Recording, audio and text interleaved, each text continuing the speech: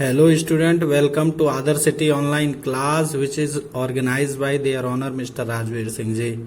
Today we will discuss about virus, harmful viruses and their effect in our body and our environment. पहले तो बताना चाहूँगा कि virus क्या होते हैं। नॉन लिविंग होते हैं। जब इन्हें कोई बॉडी मिल जाती है तो उसमें क्या होने लगते हैं, मल्टीप्लाई होने लगते हैं। मल्टीप्लाई होने का मीन्स है एक से ज्यादा अपने को डेवलप कर लेते हैं और सेल्स को कवर्ड करके उन्हें इन्फेक्ट करना शुरू कर देते हैं। तो आइए जानते हैं कैसे करते हैं। तो दीज आर सब माइक्रोस्कोपिक, ये क्या होते हैं, सह छोटे देखने में, एंड कैन ग्रो, ये बढ़ सकते हैं, and multiply inside a living cell only. जो लिविंग सेल्स होती है, जैसे ही इन्फेक्ट होता है वो ऑर्गेनिज्म क्या होने लगते हैं, उनके साथ में ये मल्टीप्लाई होने लगते हैं। They do not show any sign of life outside a living cells. They do not show. ये क्या नहीं करते, ये शो नहीं करते किसी भी प्रकार का अपना लक्षण of life outside a living cells.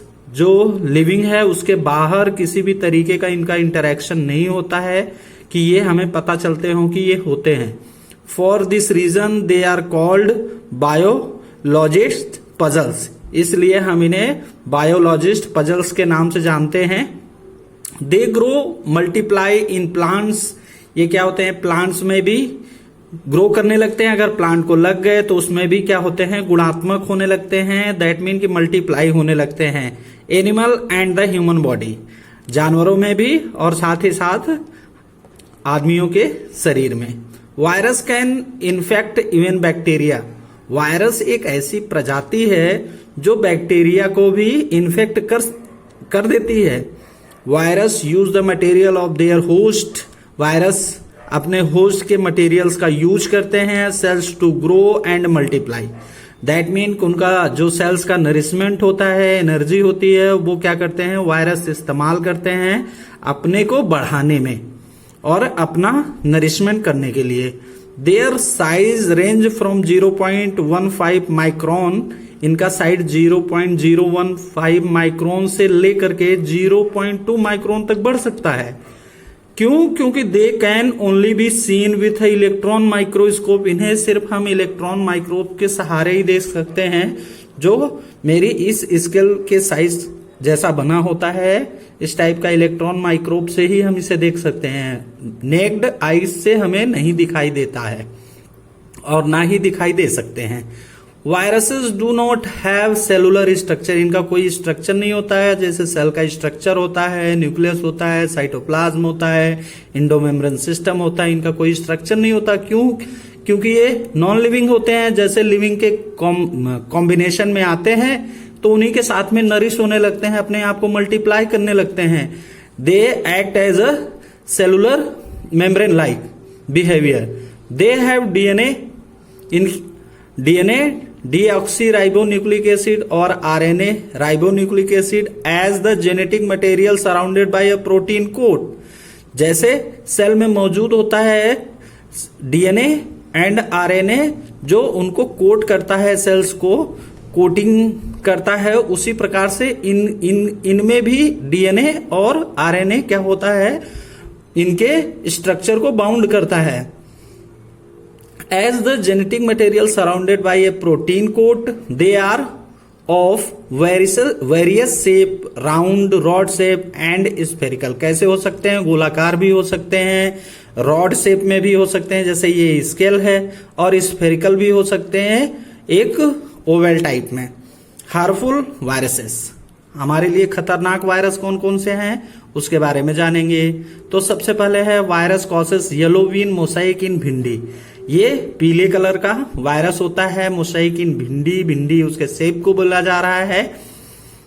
टबाकू mosaic virus, TMV जिसको हम बोलते हैं, टबाकू, ये तंबाकू में पाया जाता है। कॉसेस डिसीज इन तंबाकू एंड टमाटो, जो टमाटर और तंबाकू के जो पेड़ वगैरह होते हैं, प्लांट्स होते हैं, उनको क्या करते हैं, इन्फेक्ट करते हैं और उसके साथ में इंजेक्ट हो जाते हैं ह्यूमन बॉडी में उसके सहारे।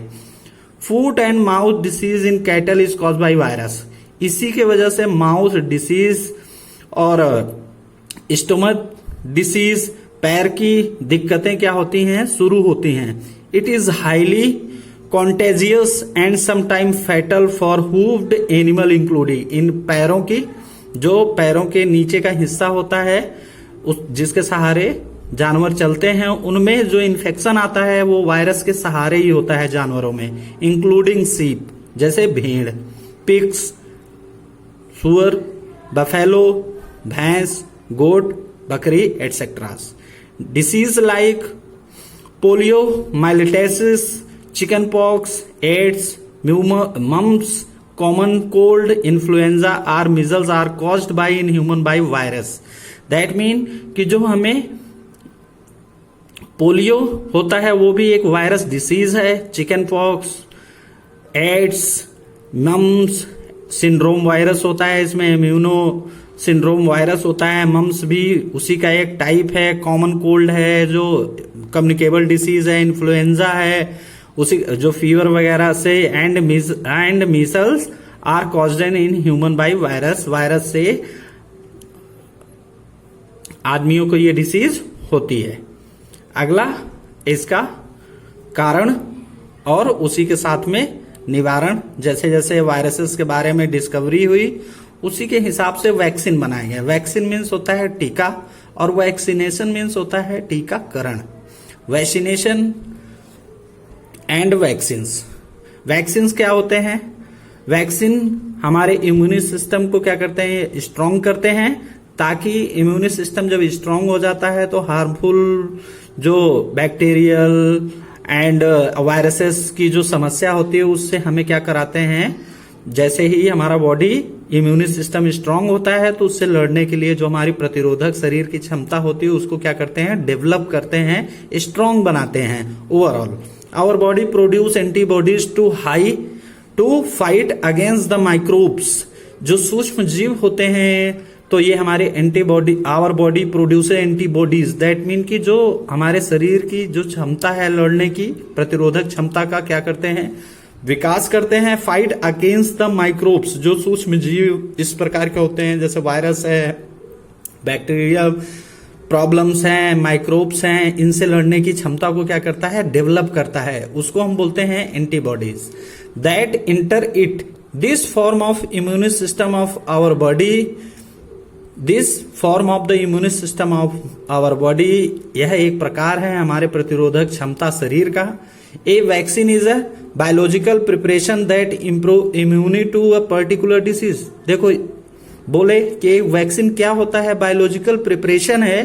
बायोलॉजिकल एक हम बोल सकते हैं इसे कि ये क्या है, मेडिसिन है that improve immunity to a particular disease. किसी एक पर्टिकुलर डिसीज के लिए इम्यूनी सिस्टम को क्या करता है, स्ट्रांग करता है, तैयार कर लेता है, इंप्रूव कर लेता है। A small amount of an antigens is introduced in the body. एक छोटी सी मात्रा एंटीजेंस की जो एक हमारा इंजेक्शन टाइप में हो सकता है वो बॉडी में दे दी जाती है।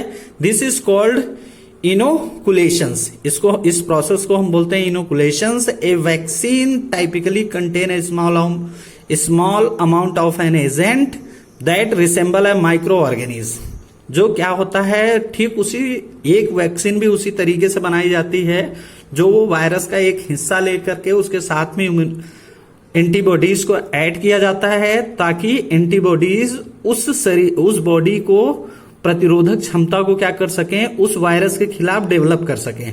These agent stimulates the body immune system to recognize any foreign agent and remember it. The agent stimulate the body immune.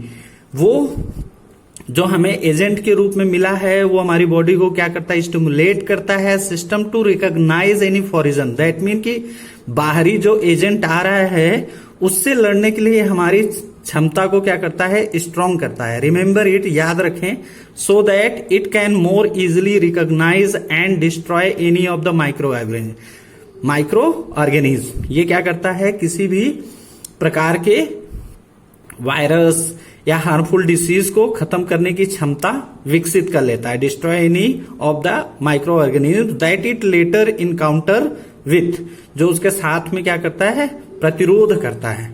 The word vaccination was first used by the Edward Jenner. इन 1798 ईस्वी में Edward Jenner नाम के scientist थे, उन्होंने vaccination टीकाकरण नामक शब्द का प्रयोग किया। Louis Pasteur further the concept through his pioneering work in microbiology. सूक्ष्म विज्ञान के सहारे लुईस पास्चर ने भी इस कॉन्सेप्ट को आगे बढ़ाया और बताया। वैक्सीनेशन लैटिन वर्ड है वैंका, जिसका मीन्स होता है cow. Latin word vacca, that mean cow, is so named because the first vaccine was derived from a relatively benign cowpox virus. That mean कि जानवरों में जो वायरस से डेवलप होने वाली जो बीमारी थी, उसके अगेंस्ट में पहली वैक्सीन जो